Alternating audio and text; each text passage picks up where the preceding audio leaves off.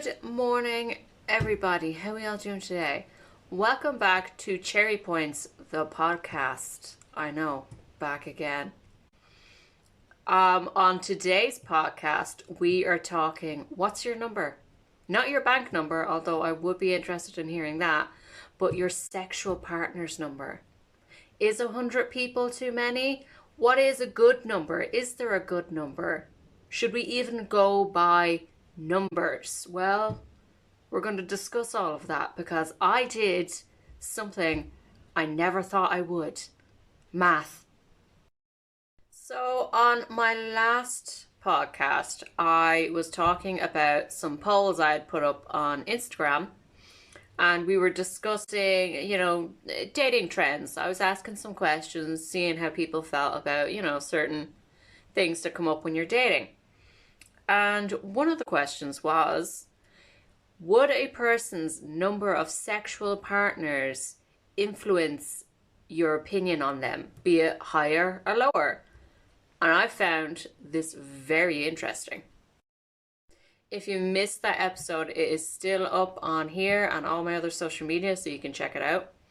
But what I found interesting about doing all those polls, and in particularly this one question, is more women said yes, it would impact their opinion of someone if they had a high or really low number of sexual partners.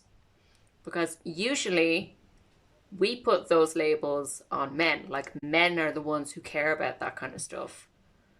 But actually, from my research, it's pretty equal. So I decided to dive pretty deep with this one.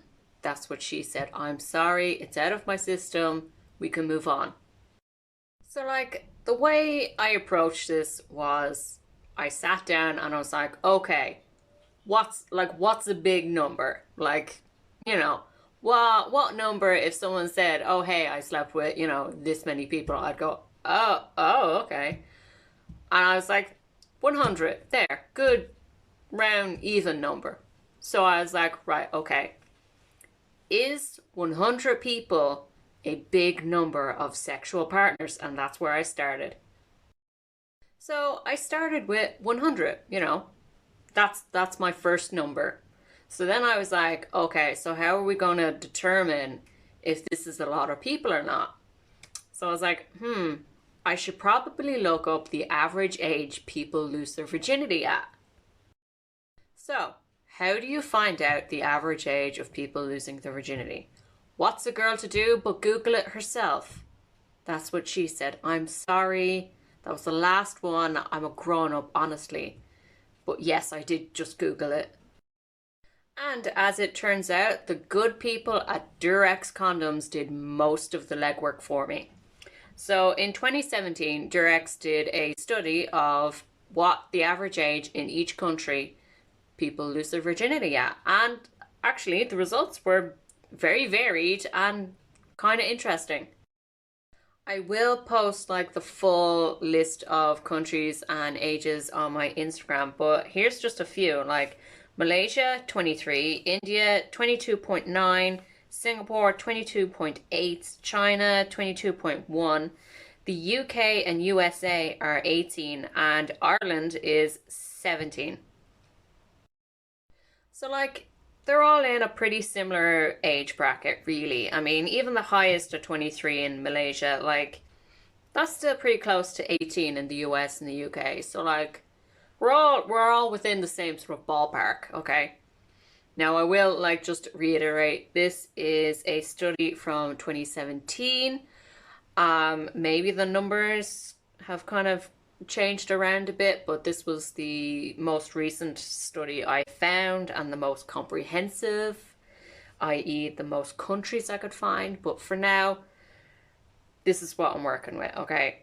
And I'm only kind of taking UK, US and Ireland because that's the catchment I am in, okay? Okay, so I have my numbers now. We're going to go with 100 sexual partners. We're going to say loss of virginity was at 17 because that's the Irish one and I'm Irish and I'm living in Ireland, so that's the number I'm going with. And we're going to say you're 30 now. Okay? So lost virginity at 17, you are now 30. So that is 13 years of sexual activity. So my next step was then to come up with a mathematical equation to calculate your exact slutteriness or fuckboyeriness, whichever one of them you want to like use, it's fine with me. So I did.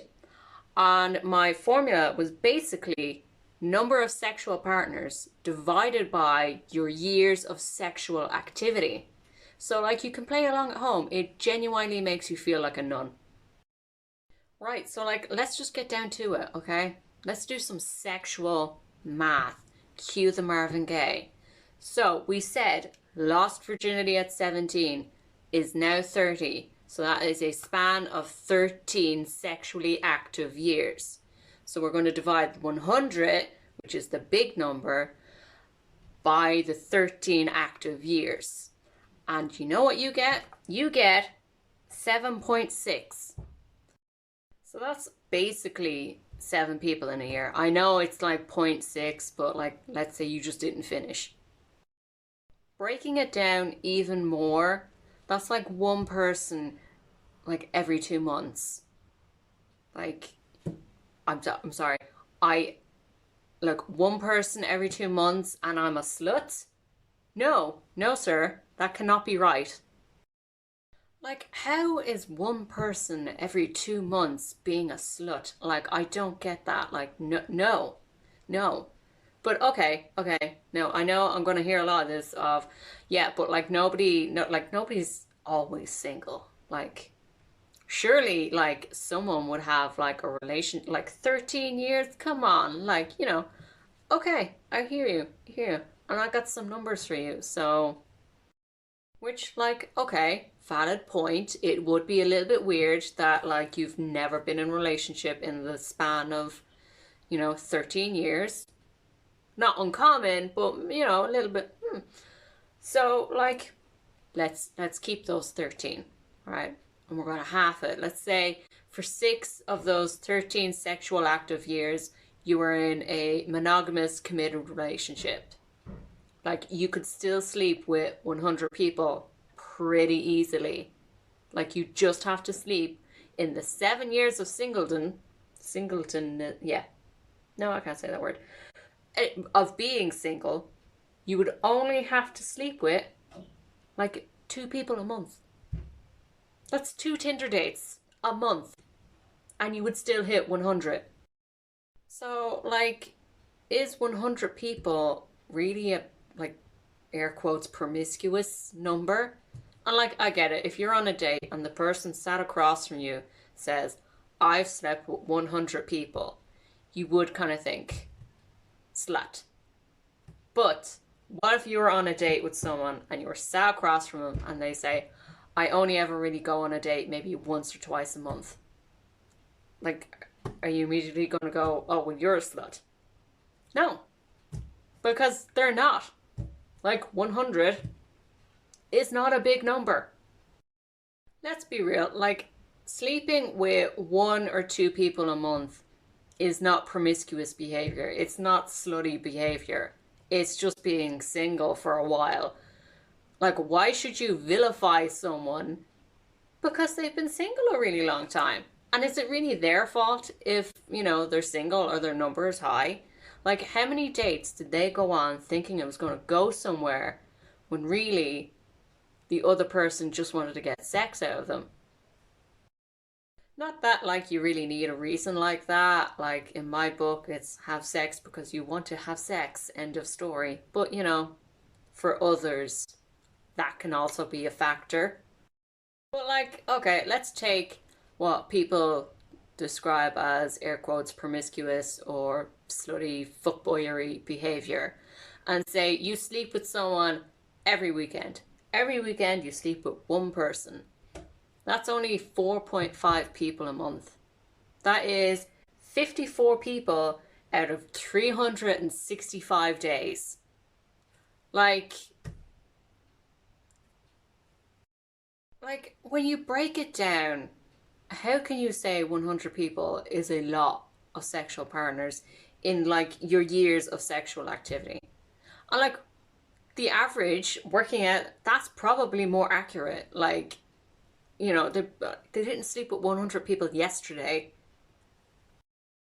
And you know what? Even if they did, even if the day before they slept with 100 people, why does that one day of 100 people negate the years of celibacy beforehand? Like, what? Like, why? Why would that be the important day instead of the years of self control and no sex?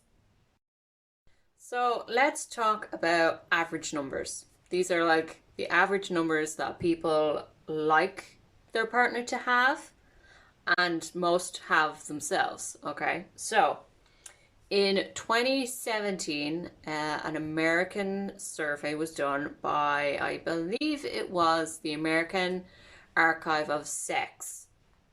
Don't quote me on that, I'll have to double check, but I'm pretty sure it was them. And they did a survey of sexual partners. And according to their study, both men and women think that 7 sexual partners in a lifetime is ideal, 10 is acceptable, but anything 15 and above are a deal breaker. It also said that anything below 1.5 sexual partners is also a no-go deal breaker. So basically that means if you've slept with more than 15 people, you're a slut and nobody wants you, or if you've slept with less than 1.5 people, you're a virgin and nobody wants you. So like, just to make this like even clearer for people to follow, because I know I'm throwing out a lot of numbers. So like, okay, 7 sexual partners, green, 10 orange, 15 red. I like to think of myself as more of like a burnt orange color. It's almost red, but not quite. Now, personally, I found these numbers, a bit harsh. Like, really? 7? Ideal? So, like, think about it. That's 7 partners in like a lifetime. And like, let's be generous. Let's say a 16-year sexual activity window. That breaks down at 0.4 sexual partners a year. That is one sexual partner every 2.5, 3 years. Like, are you kidding me? So, like, going by those standards, if you sleep with more than one person a year, you're a slut. And like, just to remind you, this is men and women think this. So like, boys who think, oh, it's fine, women don't care. We do, apparently. Apparently we care just as much as you do. So if you're gonna sit there and like judge a woman's number, guess what? She's thinking the exact same thing about you. Yeah, how's that feel? Okay, so like those are the numbers we do like and the numbers we don't like. So let's talk about the numbers we actually have. So the average number of sexual partners a person in the US has is 7.2. In the UK and Ireland, it's 7. And interestingly enough, Italy is 5.4. Italy really surprised me at like 5.4. Mostly because like Italians are really sexy. Like, why aren't we having sex with more Italians? Probably because, they're a really Catholic country and, don't believe in sex before marriage. But Ireland is a Catholic country and we're at 7. Like, why would you pick a pasty Irish person over a really hot Italian? I don't know. Now, I found this all very interesting, but I think what I found the most interesting was there didn't seem to be any sort of divide between what a woman thought and what a man thought an ideal number of sexual partners should be and what an unacceptable number of sexual partners is. Like, it was the same numbers. Because, like, the usual school of thought on this is, women lower their number to sound more desirable and men inflate their number to sound more desirable. Which I think, like, women, we got it right. Like, yeah, you lower that number to sound better. But dudes, this is like your inside scoop. You should actually start lowering your number to sound more desirable too. Just always say 7. Because that's ideal. Remember, that's green. 7 is green. So like that phrase a lot of men use, like, oh, you can't turn a hoe into a housewife. Well, apparently a lot of women think you can't turn a fuckboy into a fiance either, so I guess we're even. I mean, not that I think either of those statements are true, but apparently the wider world does. When I started my research on this, I was one of those people that was like, okay, 100 is like a high number, but like it depends on the person. And now after like looking everything up and like crunching the numbers, I'm like, no, 100 people, like that's not a lot. That's not a high number. I don't even think you can really have a high number. Like, if someone now told me, oh, hey, yeah, I've slept with 100 people, I'd be like, well, actually, on average, that's not a lot of people. It's like 7 a year. No, like, I'm cool with that. I'm also kind of amazed at how, like, stingy we are. Like, we don't leave a lot of room for error. It's like 7's ideal, 10 is 15. No. Like, that's tight. That's what she said. I'm sorry, I had to. Like, I really feel we have to stop using numbers as like a gauge for anything. Like, why are you making me do this much math? And like, that's just sexual partners. Like, what about sexual experiences? Like, how much more math do I have to do? Do I have to add like my sexual experiences together? Like, do 2 sexual experiences equal like 1 sexual partner that I have to add on to my like full on sexual partners? Or is it like separate numbers? Like, do I need a calculator or like some sort of sex accountant? Like, will we get to the stage where you have to fill out some like yearly form like taxes? Like, what's a blowjob? Is that like value added tax that I have to like tick on, or is that like a deductible? Like, these are my questions right now. If only like X amount of lovers made me climax in that like sexual year, do I get some form of like sex tax back? Or like, a discount on a vibrator? Like what would be the system in sex taxes? Like, who do I file my cum form with? Ann Summers or Love Honey? Like, we need a system if we're going to be this obsessed with numbers. So like, I want to know what you think. Like, is 100 people a lot of sexual partners? Do you even care about sexual partners? Is that something that should even really come up in a relationship, or is that like in the past and the past is the past and it's like none of your business? Like, do you think sex taxes should be a thing? Like, am I onto something? Like, we can call it the IR sex. Like, come on, that's pretty good. Like, I just thought of that. Like, that's pretty good. Like the IRS in America, IR sex. Okay, fuck you. My joke was funny. All right.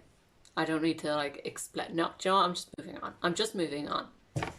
So, thank you all very much for listening to this episode of Cherry Points, the podcast. I hope you all enjoyed it. I hope you all found it very informative. And I can't wait to hear your opinion and like what you think about numbers and like sexual partners and what we apparently think the ideal number is, air quotes. Just a reminder that this podcast is available on here, on YouTube, and on all my other social media. So you can find all my links on my Linktree, on my Instagram.